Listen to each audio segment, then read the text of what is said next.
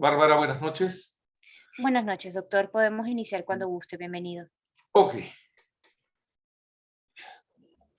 Hoy día me pidió Injuslip que conversáramos sobre cómo potenciar las técnicas de litigio oral. Pero antes me gustaría decir algunas cosas que ayer no pude decir, o que a lo largo de la exposición se me escaparon.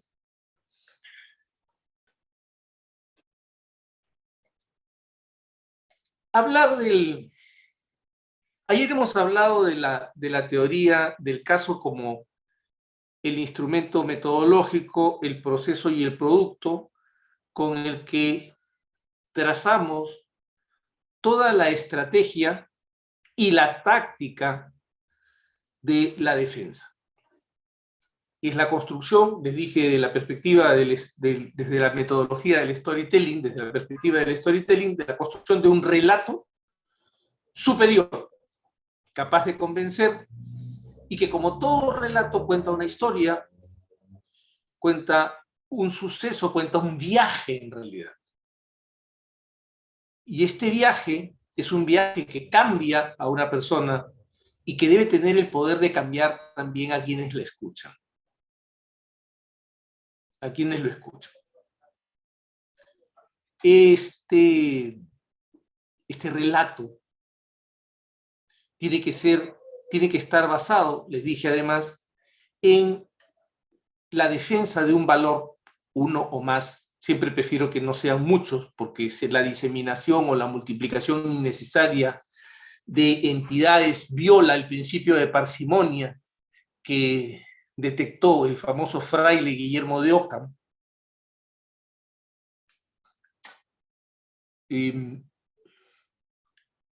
Pero siempre, repito, es fundamental la defensa de un valor. Porque esa defensa de un valor guarda conexión directa con la integridad de quien está hablando. Y les dije también la importancia de custodiar esa integridad, de entender que el mayor capital que tienen ustedes es el valor de su palabra y el valor de su figura como operadores jurídicos. Así que al comenzar a hablar sobre la potenciación de las técnicas de litigio oral, tengo necesariamente que decirles que el primer gran factor de potenciación del uso de las técnicas de litigio oral es que éstas estén en manos de un abogado que se entienda, que los demás entiendan, sientan, perciban, comprendan y crean íntegro. Que su conducta revele una adhesión a valores superiores en su actuación. ¿Y saben por qué? Porque en el curso del ejercicio de la defensa, ustedes van a tener todos, vamos a enfrentar casos límite. Vamos a enfrentar casos muy complicados, muy complejos, muy difíciles, casos que a veces rajan a la sociedad en dos lados, los que están a favor y los que están en contra. Y porque somos una sociedad que está empezando a civilizarse y que no ha terminado de civilizarse, la reacción que hay del lado que está en contra siempre es de condena, de censura, y puede llegar en algunas ocasiones a la diatriba.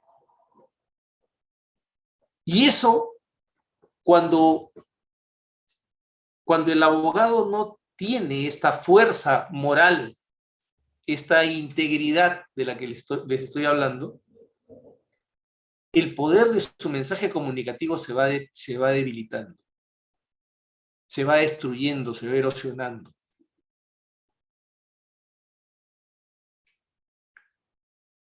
Esta es, digamos, la primera aproximación a la potenciación de las técnicas de litigio oral. Hay que entender que las técnicas son eso, son instrumentos al servicio de una persona. Esta persona somos nosotros, los abogados.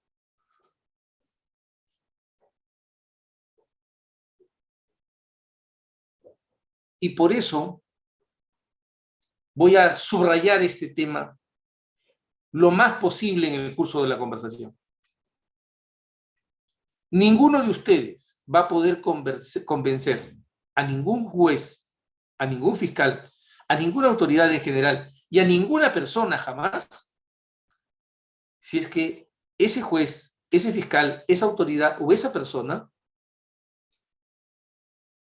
está convencida de que tiene enfrente a un crápula, a un ser inescrupuloso, a un ser despojado de virtudes morales.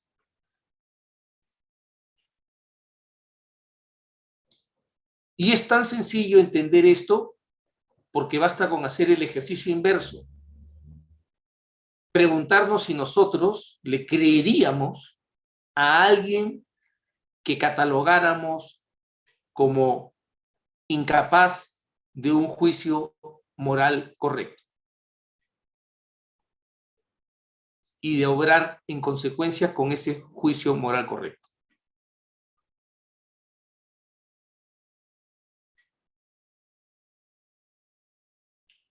Así que antes de ponernos a revisar las técnicas de litigio oral, lo que tengo que decirles es que es importante que ustedes sean consistentes en su actuación y en su conducta. Que sean personas que dicen lo que piensan y hacen lo que dicen. Y que entiendan que hay la necesidad, que todos tenemos la necesidad de honrar esta profesión, para que no se siga diciendo de ella las cosas que se dicen.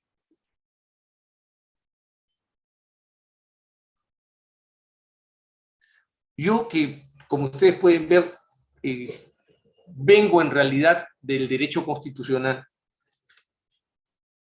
Derivé en la defensa penal por una lógica que es la interacción profunda que hay entre los derechos fundamentales y el derecho penal. No hay un espacio en el que los derechos fundamentales estén expuestos a mayor riesgo que en el espacio de los derechos penales, del derecho penal y del proceso penal. No hay un momento en que la persona, el ser humano en general, esté más expuesto a los riesgos de los abusos y los excesos del poder.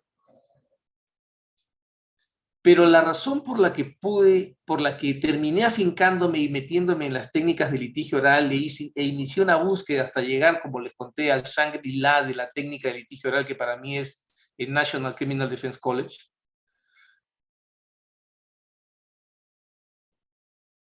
es la aparición del cambio de modelo procesal en el Perú. Y particularmente aquí en Lima, no estamos, o sea, yo estoy en este momento en Lima, ustedes, algunos están en Huaraz, he visto, otros están en Piura, no sé dónde más estén los demás, pero en Lima, el nuevo código entró en vigencia en el año 2011 para los delitos de corrupción de funcionarios. Y una circunstancia azarosa me puso a cargo de la defensa de uno de los primeros casos que se vieron en Lima, por un tema de amistades. La cuestión es que tomé contacto con el sistema oral. Y entonces me di cuenta que había retornado, había redescubierto por qué era un abogado. Que ser abogado era mucho más que estar llenando cuartillas y participando en audiencias bastante cortas, arenosas y burocráticas. Y por eso es que terminé profundizando en la defensa penal. Porque era posible marcar la diferencia. La presencia del abogado se sentía. Y para que esta presencia se sienta, fue necesario ir aprendiendo, aproximándose a las técnicas de litigio oral.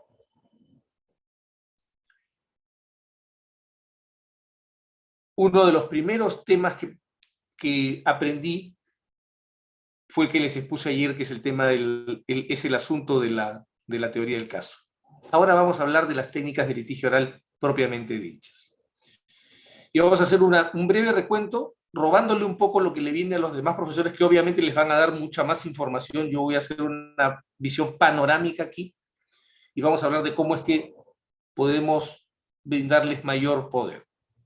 El primer tema en esto es decirles que no existe el abogado superior o el abogado supremo o el superabogado. Eso no es verdad. Nadie ha nacido para ser abogado. Y el que crea eso, muy bien por él. Pero la realidad es que el abogado se construye. El abogado se labra, se esculpe, se elabora con muchísimo esfuerzo, con muchísimo trabajo, con muchísima tesón.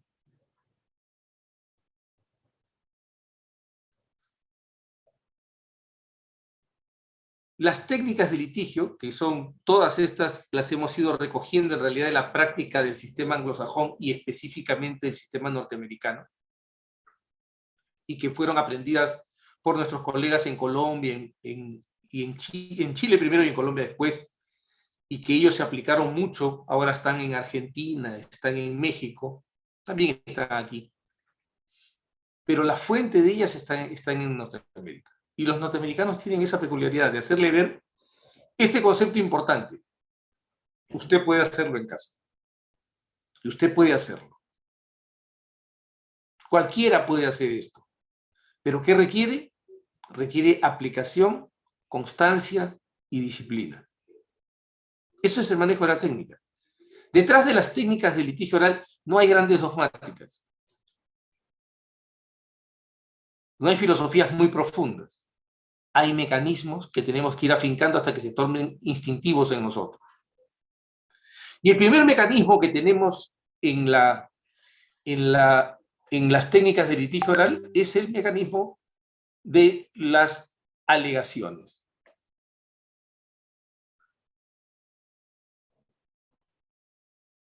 Este instrumento, que es un instrumento fundamental para el abogado, nos sirve para presentar el caso en breve y en extenso. Pero nos sirve también para tener presente, y nos debe tener presente siempre el carácter dialéctico de nuestra intervención. Nosotros cuando intervenimos en una audiencia no estamos haciendo esta cosa aburrida que estoy haciendo yo ahora de hablar solo en un monólogo. Tenemos alguien a quien confrontamos. Si uno es el fiscal, tenemos un abogado al frente. Si uno es el abogado, tenemos al fiscal al frente.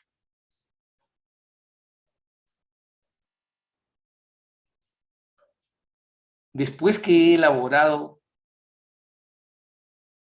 la teoría del caso, después que he construido la parte fáctica, la parte jurídica, y he establecido más o menos cómo va establecido mi plan narrativo, viene el momento de ejecutar esa narración. Olvidé decirles, por ejemplo, que al hacer mi plan narrativo, tengo que enlazarlo con el elemento fáctico para que yo pueda ir usando cada uno de los elementos probatorios, cada uno de los medios de prueba, como instrumentos de mi narración. De tal manera que debo construir una serie de teorías al interior de la teoría general del caso. Así, tengo una teoría general del caso y tendré una teoría particular de cada testigo y de cada medio probatorio. Porque ese medio probatorio tiene que ir encajando y debo analizarlo perfectamente para saber cómo juega en el relato que yo voy a hacer y cómo sirve para sostener este relato. Dije, comenzando ayer, al recordar la película La Amistad, que para los que defendemos la metodología del storytelling, el juicio es una competencia de historias. Y va a ganar la mejor historia, y la mejor historia será aquella que no solo sea verosímil, sino que pueda aparecer ante la mente de los jueces como probada.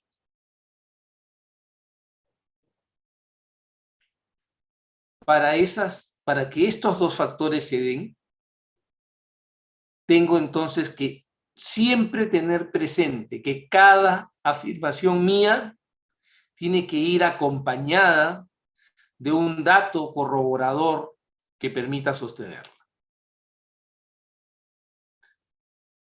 El orden en el que estas aseveraciones se van a dar puede ser múltiple, puede tener distintas secuencias,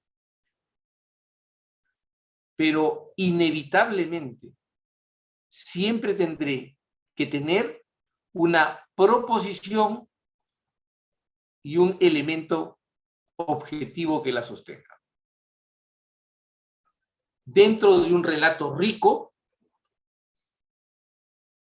que sirva para conseguir el objeto que he perseguido, que es la persuasión o el convencimiento del juzgado o el tribunal. También de la opinión pública, porque libramos parte de nuestro trabajo fuera de los tribunales. Hoy, algunos de nuestros casos terminan teniendo proyección pública. Entonces llegamos al momento importante, al momento estelar. Hemos entrado al juicio oral. Y en el juicio oral es cuando vamos a tener que poner en escena las técnicas de litigio. Repito, la primera técnica importante es la técnica de alegaciones.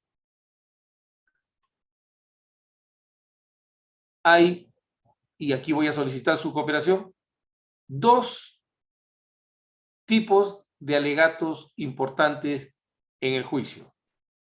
¿No es verdad? Claro. ¿Quién intervino? ¿Alberto? Doctor. Eso. Buenas noches. ¿Qué tal? ¿Cuáles son esos alegatos? Alegatos iniciales de apertura o los alegatos de clausura o finales. Perfecto.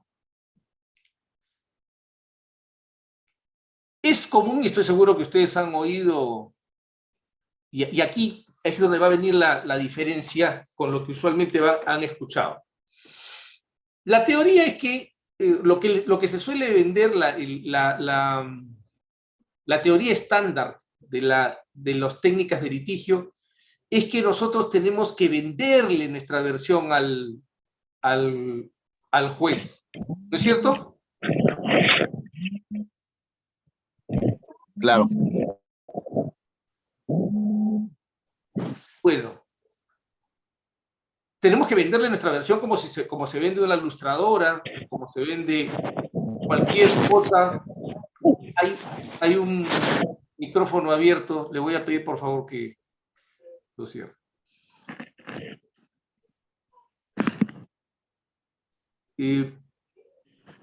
Ese sería entonces el enfoque que la teoría estándar de la técnica de litigio oral nos da. Usamos estas técnicas para venderle al juez nuestra teoría del caso, ¿no es verdad? Sí, doctor. Ya. Ahora pensemos seria y profundamente si la labor de un abogado es exactamente igual a la del amigo Electrolux.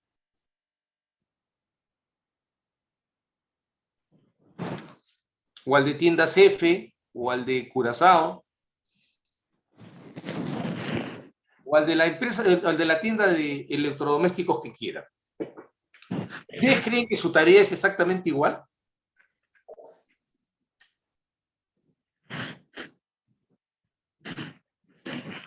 ¿Tareas diferentes? No sé, usted me está preguntando, yo no me conteste Edson hoy una pregunta con otra. ¿Usted qué piensa? Caso, por ejemplo, la tienda tal, ¿no? Se encarga de fabricar domésticos, mientras que la persona que se dedica a vender tiene otra función, ¿no? Promocionar lo que ellos están indicando. Ya, pero lo que usted, piensa en el vendedor de esa tienda. El vendedor, el trabajo que hace el vendedor, ¿es el mismo trabajo que hacemos nosotros, los abogados? Tratar de convencer para que se logre, se puedan llevar nuestro producto, ¿no? En este caso, lograr una sentencia absolutoria o la teoría del caso que uno tenga planteado. ¿Todos están de acuerdo con la posición de Edson?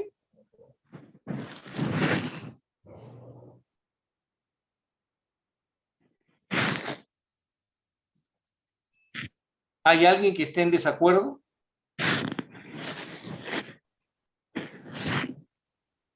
Noches. Sí. Creo en particular que el fondo del asunto quizás sería diferente, ¿no? Vender un producto, el traspaso de un bien, pues, que es materia de un ingreso monetario fuerte, quizás. Más sin embargo, en particular en el derecho penal, estaríamos hablando de elementos, pues, de derechos fundamentales. En ese sentido, no podría decir que estoy del todo de acuerdo que el fundamento del trabajo del vendedor de una tienda es igual al del abogado o del fiscal, ¿no? Podríamos hablar de que en fondo, al margen de que podríamos referirnos al storytelling, al convencimiento de nuestra postura para llegar a una sentencia absolutoria, es semejante al convencimiento que podría ofrecer un vendedor. Lógicamente, el fundamento de esta recae en cosas absolutamente diferentes. Y quizás ahí también está la relevancia de la labor de la abogacía, al menos desde mi punto de vista. No sé si sería totalmente diferenciado al propuesto por el compañero. Muchas gracias, Renato. ¿Alguien más que tenga una visión sobre esto? ¿Una opinión sobre esto? Doctor Humberto, buenas noches. Marco Antonio, ¿cómo está? Buenas noches. Doctor, el ejemplo que nos pone lo asemejo como que alguien nos viene a ofrecer un servicio, por ejemplo, de Internet.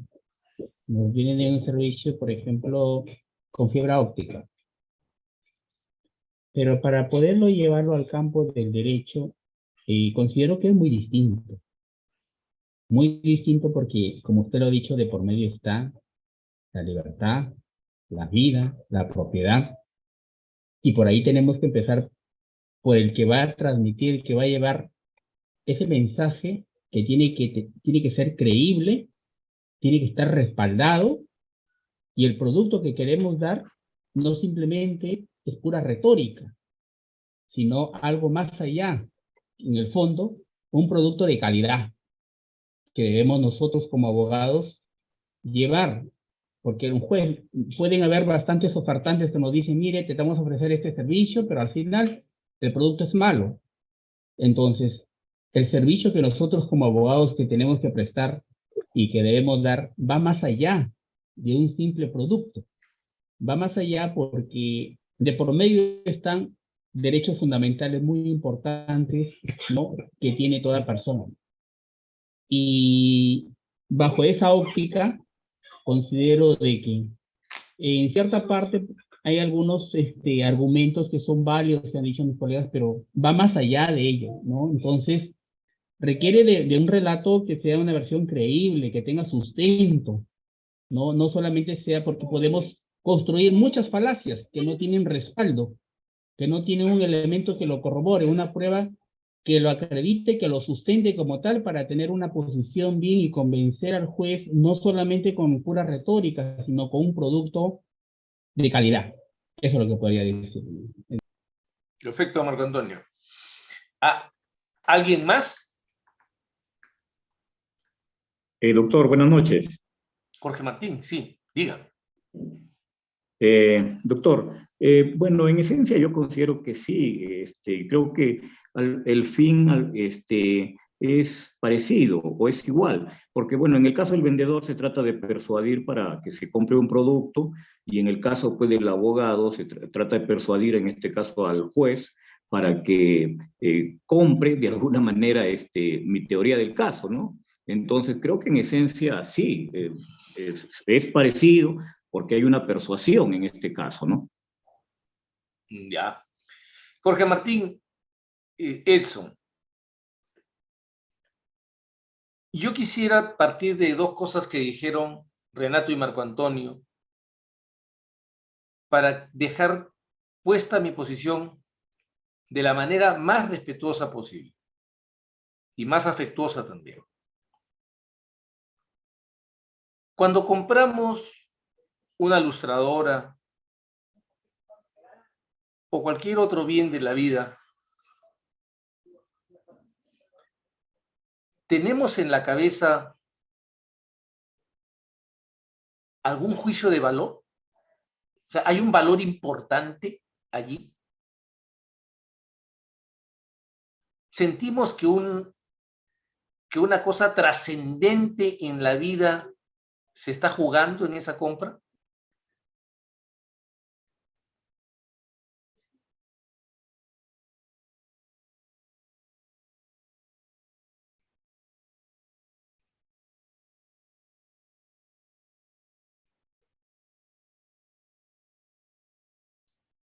Aunque sea el auto soñado, el primer carro que queríamos comprar, ¿sentimos que ahí, en ese carro se está jugando un valor fundamental de nuestra vida?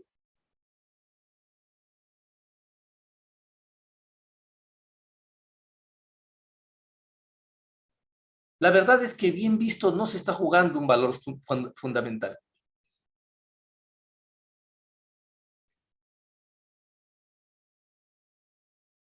Y con el respeto que merece el trabajo del vendedor como merece el trabajo de todas las personas, el trabajo del vendedor no es que sea inferior o superior al trabajo del abogado. Es distinto, como son distintas nuestras cualidades y nuestras aptitudes entre todos los seres humanos. La tarea que a nosotros nos toca no es la de un vendedor. Primero porque el juez no está comprando nada. El juez no es usted ni yo entrando a Ripley para buscar una camisa. Segundo, usted tiene una persona a su lado que no es un objeto transaccional. Y tercero, aquello que está en juego no es un bien, no es un bien transable.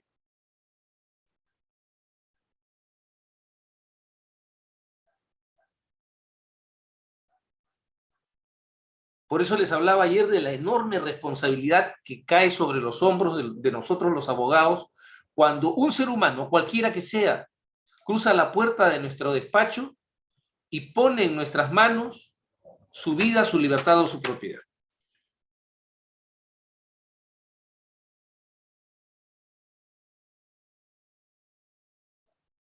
Y por eso es que yo, educadamente, rechazo la teoría que trata de asimilar el trabajo del abogado al trabajo del vendedor.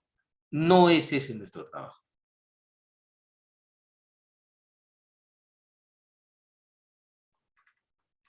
Porque a diferencia del vendedor, donde solamente hay un intercambio entre un bien y un precio,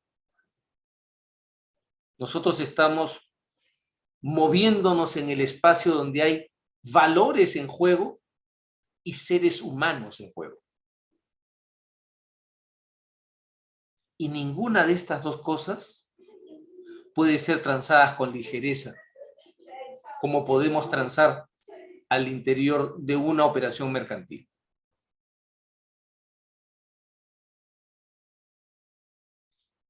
Plantear nuestro trabajo de esa manera, y por eso es importante para mí hablarles de esto en la primera hora, es perder de vista el contenido básico y esencial del trabajo del abogado.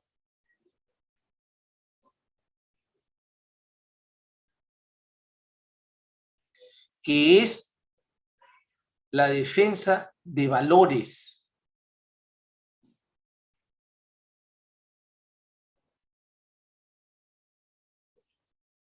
Si hemos aceptado la premisa kantiana de que el ser humano es un fin en sí mismo, la vida humana es un valor en sí mismo. Y los elementos que sirven para que la vida humana se realice de manera digna y plena son, por lo tanto, elementos que cobran el carácter de valores, porque se transforman en indispensables para la realización de este valor en sí mismo que es la vida. Sí, sí, doctor Pérez, a sus órdenes, dígame. Doctor, ¿puede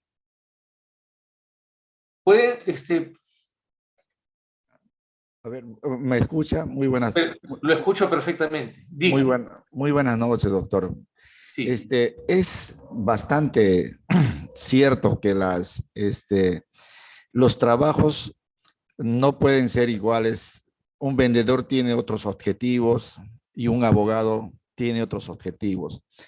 Pero sin embargo, la misión de un abogado también es convencer a un juez de las bondades de su teoría del caso en la defensa de su cliente.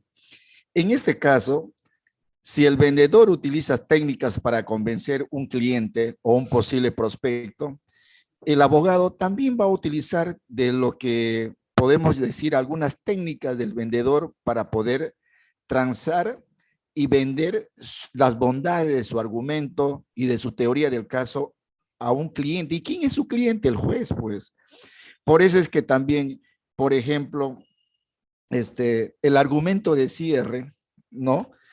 Al final del caso, es como si sería el argumento de cierre en una venta también, para tratar de convencer. Lógicamente, rodeado de muchas cosas, como usted dice, de los valores, de respecto a todos los valores que están dentro de lo que es el proceso penal. En ese caso, evidentemente, habrá que diferenciar, pero las técnicas al final son casi iguales. Todos vendemos algo en esta vida y eso lo hacemos cotidianamente. Y no muchas de esas cosas no están monetizadas, o sea, no es que tienen un valor económico. Simplemente a veces queremos conseguir muchas cosas y constantemente estamos tratando de transar, estamos vendiendo algo. En este caso, el abogado con todo su carga, digamos, de sus argumentos válidos. Estoy hablando de argumentos válidos, no válidos, porque aquel que trata de vender, digamos, en base a la sorpresa, a las zancadillas, a la compulsión, está utilizando técnicas malas. El vendedor bueno es igual que el abogado porque persuade al cliente. En este caso, el abogado va a tener que persuadirle al juez. Y dentro de esa persuasión, evidentemente, pues es una técnica blanca, blanda. Porque si encontramos un abogado que trata de persuadir o convencer al juez utilizando técnicas malas, zancadillas, compulsiones, viveza, criollada, no es íntegro como usted lo ha comenzado esta exposición, no es confiable el abogado y por lo tanto no es creíble. Entonces, evidentemente, ese tipo de abogado en el cual utiliza muchas zancadillas negativas puede vender, puede ser también un buen vendedor, pero utilizando técnicas malas. Creo que eso sería la diferencia entre lo que trata de vender un abogado y lo que trata de vender un vendedor profesional. Ok, pero le voy a contar una cosa, mi querido doctor Pérez. No todas las cosas se venden. Hay muchas cosas que se pueden vender, pero hay cosas que no se pueden vender. Estoy de acuerdo con usted. Sobre Entonces, todo, muchos valores no se venden. así es. y no se deben de vender tampoco. Y tomo, Pero como usted está dentro de un marco, de un oficio, o por lo menos el ejemplo que usted pone dentro de esa casuística digamos, de una audiencia, en este caso, en una audiencia sí se tiene que vender las ideas bondadosamente y ser persuasivo. Aunque los argumentos sean con valores o tengan que ver con la misma naturaleza humana, pero se tiene que vender. Porque si no sabemos vender nuestras ideas, no le vamos a convencer al juez. Es mi opinión. vamos por partes. No hay que confundir persuasión y venta. La persuasión es un instrumento, la venta es el resultado. ¿Ok? Y la persuasión puede usarse para diferentes finalidades, no solo para la venta. Lo que pasa es que el impacto del marketing en el mundo ha hecho que nos hagan creer que todo puede ser objeto de venta. Y lo que yo quiero hacerles ver es el error de esa perspectiva, por lo menos desde mi punto de vista. Nosotros buscamos persuadir sin ninguna duda, mis queridos doctores. Sin ninguna duda buscamos persuadir, pero no estamos vendiendo. Porque no estamos transigiendo un bien transable. Ni el juez nos va a dar algo a cambio por ese bien que estamos ofreciendo, ni nosotros vamos a recibir algo a cambio por el bien que vamos a entregar. Porque tampoco estamos entregando un bien. Quiero que entendamos. Persuadir y vender son dos cosas distintas. Categorías absolutamente distintas con contenidos manifiestamente diferentes. Es cierto que, y aquí es donde viene la diferencia, que abogado y vendedor buscan persuadir.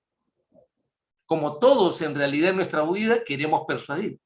Hasta cuando buscamos una persona a la que amamos, queremos persuadirla de que también nos ame a nosotros. Pero no estamos vendiendo. El vendedor sí lo está haciendo, porque el vendedor está haciendo un intercambio material entre dos cosas. Nosotros no. Ni cuando amamos, ni cuando buscamos justicia. No lo hagan porque si llegan a creer eso, van a creer lo que creen algunos vendedores que son capaces de hacer cualquier cosa con tal de venderle la ilustradora. Por ejemplo, crearle la necesidad, que es una parte de las técnicas de la venta.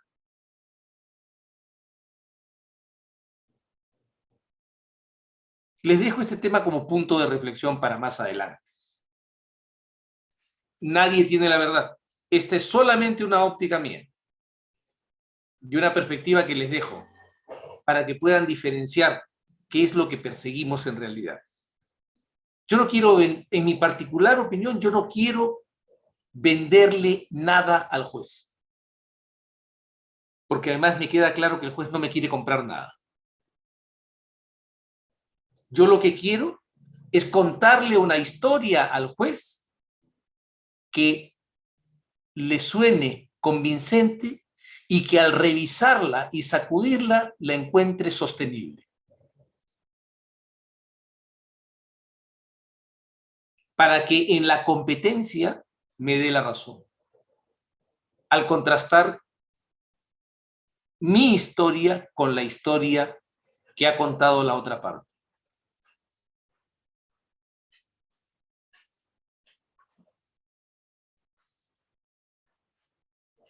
Si tengo éxito en eso, podré realizar un valor, que es el que está escondido en todo mi relato.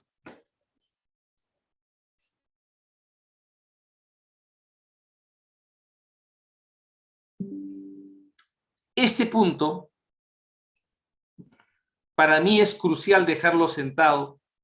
Vamos a hacer el alto de los 45 minutos y retomamos para meternos en los vericuetos de las alegaciones. Doctor. Dígame. Antes con la venia con el permiso. No hay venias acá porque eso solamente se hacía en la Edad Media, en la monarquía. Yo no, acá estamos entre personas naturales. Vamos, pero dile. su conocimiento e investidura siempre No. A un discípulo como yo me permite siempre pedirle la venia respectiva. Mire, yo en esa última parte que usted argumenta no estoy muy de acuerdo. Le voy a decir por qué, con mucho respeto. Dígame. Porque, mire, es que los casos, digamos, que uno se defiende en los tribunales no son cosas frías ni muertas. Lo defendemos ante personas que son vivas y que están imbuidos de emociones, están imbuidos, digamos, de, de, de esas emociones que son propias del ser humano. Y entonces, si nosotros defendemos de una manera, digamos, vamos a ponerlo así, bastante fría, un poco sin emoción, no vamos a poder despertar, digamos, esa pasión y tampoco vamos a poder convencer a esa persona que va a decidir el caso, que es el juez. Pero para llegar a eso, a despertar esa emoción, para llegar a, digamos, a empatizar, a ser empático, a persuadir a esa persona que va a decidir mi caso, yo tengo que utilizar muchas técnicas de convencimiento.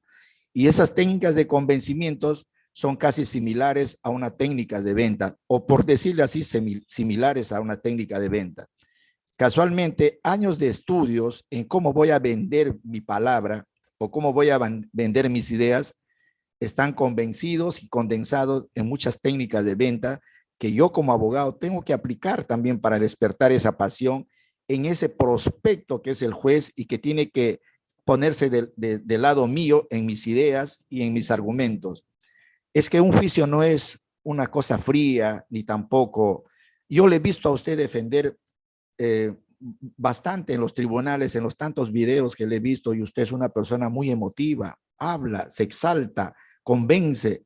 Entonces, estoy entonces ante un hombre que está vendiendo sus ideas. Utilizando técnicas de venta, sí, de repente usted lo hace inconscientemente en algunas técnicas, pero lo está utilizando. Por eso es que yo casi en lo último que he expresado encuentro un poco de discrepancia. Muchas gracias. Claro, a ver, doctor Pérez, fíjese, lo más aburrido que puede haber en la vida es que todos digamos lo mismo. ¿Se imaginan cuánto duraría esta reunión y además lo aburrida que sería? Y fíjese, vamos a precisarle mi punto de vista. Cuando yo hablo de contar una historia, ¿quién les ha dicho a ustedes que las historias tienen que ser aburridas? ¿Quién ha dicho que no tiene que haber emoción en las historias? ¿Usted no va al cine, doctor Pérez? ¿Usted no lee novelas, doctor Pérez? Las historias están cargadas de emoción.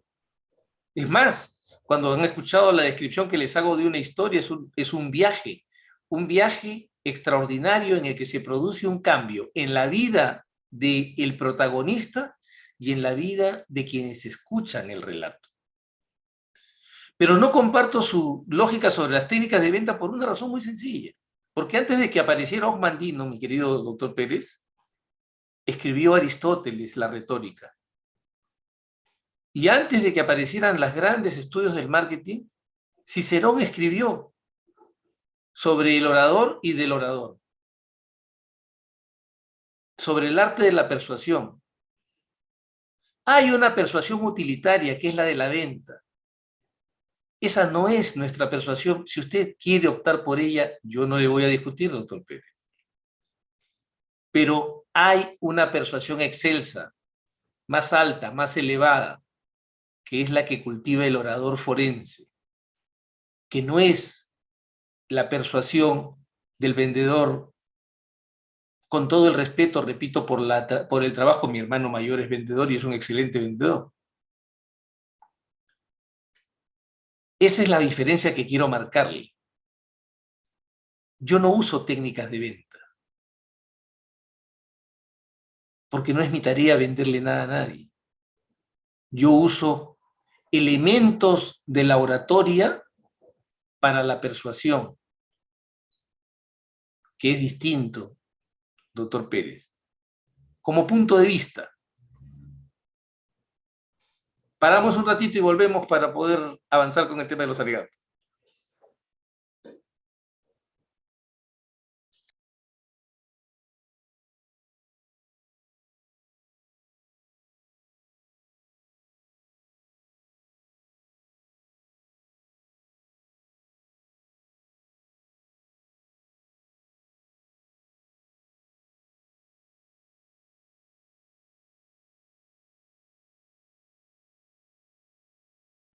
Sí, doctor.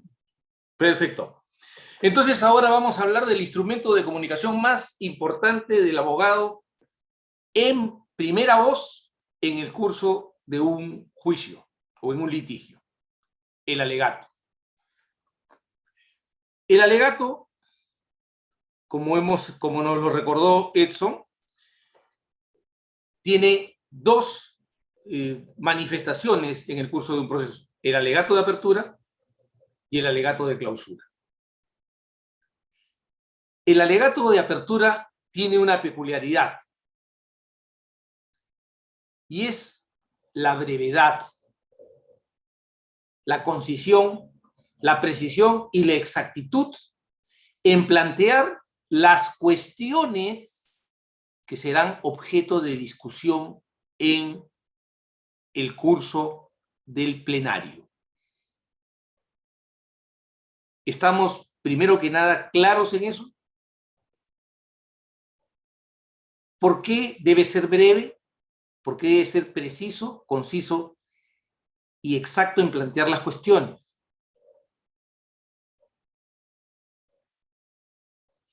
Debe ser capaz de reducir en una expresión, en un mensaje corto, la problemática que el caso plantea y las preguntas que el caso trae y que deben ser respondidas por el tribunal al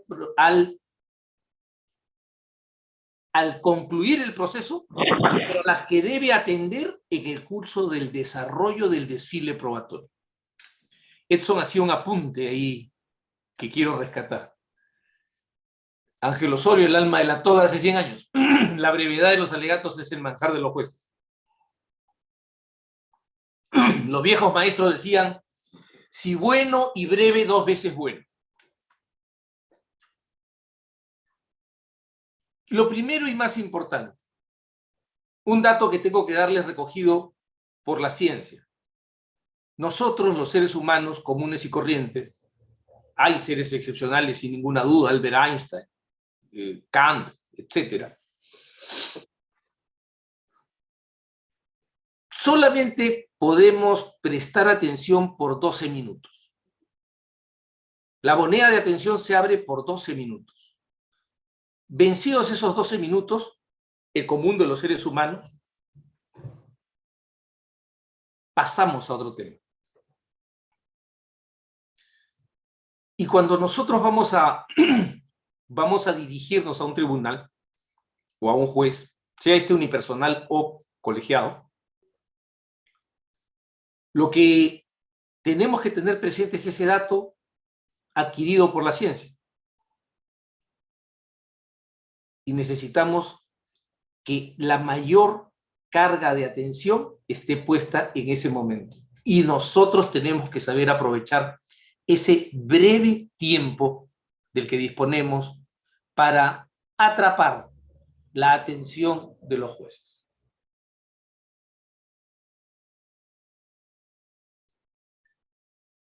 Un alegato de clausura que exceda esos plazos, en mi opinión, hay sobre esto múltiples pareceres. Y quiero que quede claro que esta es solamente mi opinión. Va a resultar estéril, porque el juez va a terminar pensando en lo que tiene que llevar a casa a la noche, o el otro caso que fue más complicado, que le llamó más la atención, o quién sabe cuáles otras preocupaciones que cualquier ser humano tiene, porque los jueces, como bien nos lo recordó el doctor Pérez, son seres humanos como nosotros, con las mismas preocupaciones, con las mismas dolencias, con las mismas distracciones, con las mismas inquietudes que cualquiera de nosotros. ¿Cómo vamos a completar este cometido tan difícil y complicado? Esa es la gran cuestión. Yo quisiera recordar, y voy a buscar rápidamente con ustedes el poema de Palma sobre sobre cómo hacer un poema.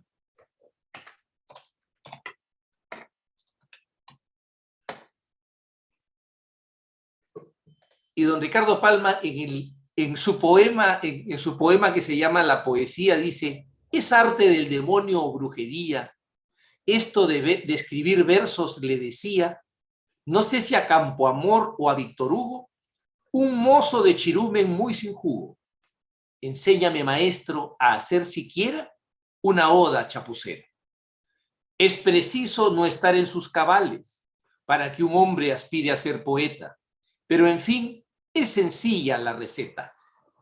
Forme usted líneas de medidas iguales, luego enfila las junta poniendo consonantes en la punta. Y en el medio, ese es el cuento. Hay que poner talento. Es lo que decía a propósito de escribir poesías don Ricardo Palma. Y yo creo que es un poco lo que hay un poco que cambiarle el ritmo a Palma para decir que no hay que poner tanto talento como que hay que poner bastante transpiración, bastante sudor, bastante esfuerzo. Yo recuerdo algún pasaje en el que contaba a alguien que había una carta de un amante a su amada diciéndole: disculpa que te escriba largo, pero no tuve tiempo para escribirte corto. Y este es el kit del asunto, la brevedad. ¿Cómo decir muchas cosas en muy poco tiempo? Tenemos solo 12 minutos, que a mucha gente le parece un tiempo muy corto, pero a los que van teniendo práctica en la comunicación judicial, se les van adquiriendo la noción de que 12 minutos también es un tiempo muy extenso en ocasiones. Como hemos preparado nuestra teoría del caso y conocemos perfectamente los hechos y conocemos perfectamente el problema de derecho que se plantea, tenemos que aprender a escoger las preguntas clave del caso. Volviendo al ejemplo de ayer de A en la muerte de B dentro de una casa porque cuya puerta trasera había sido rota, se había producido un apagón y luego 3 tiros que provocaron el fallecimiento de B, ¿cuáles serían, en opinión de ustedes, las preguntas más importantes que tendríamos que plantearle al juez? Aquello a lo que tiene que atender en el curso del proceso, para que encuentre la respuesta correcta al dictar su resolución final.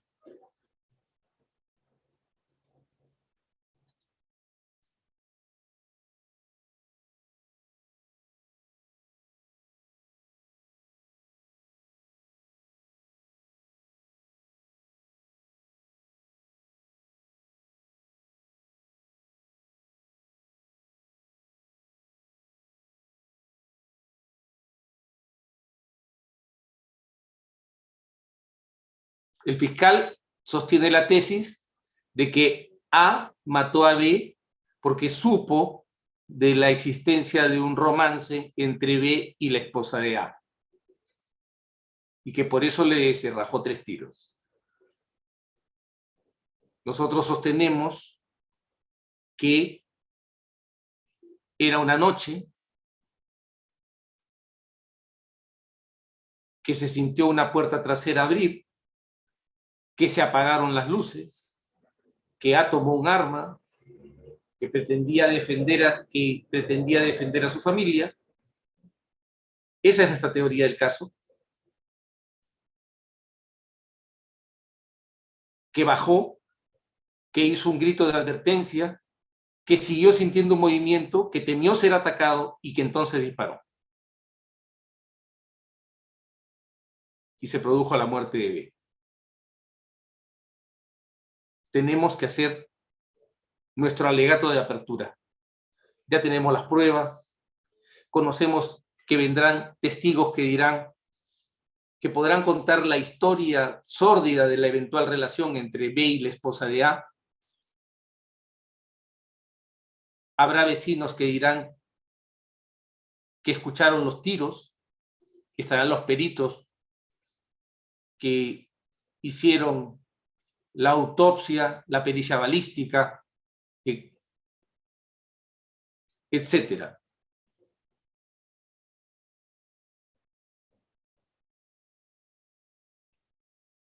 Yo les pido que en este momento, con estos elementos,